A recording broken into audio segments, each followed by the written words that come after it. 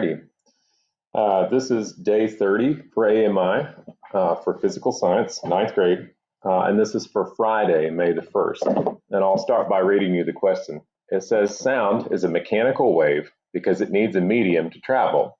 It means it has to have something to travel through.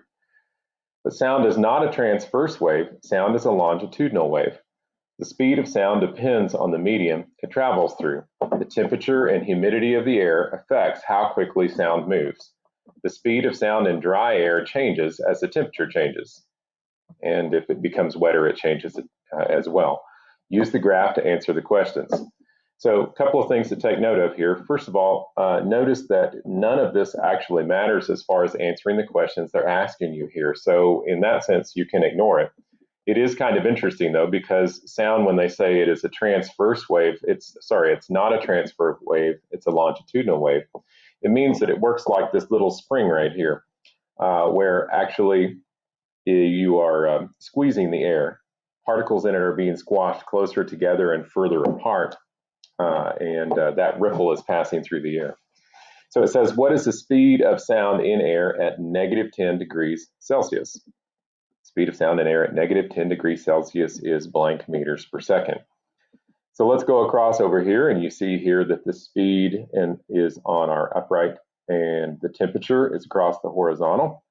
And so if we travel to -10 degrees Celsius, we can read straight across and give them a number of speed in meters per second pretty easily. Make sure you give it with the correct units on it and try to be precise. Number 2 says, does the speed of sound increase or decrease as the temperature increases? Well, if we follow the graph, as the temperature increases from left to right, what does that do to the speed? You can answer that.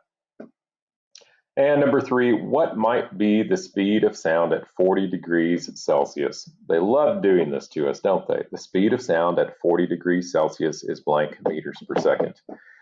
And of course, the thing is that the graph ends at 30, so they're asking you to infer or to extrapolate to make an extra possibility here. What's the next step beyond type thing? So there's a couple of ways you can do this. You can simply extend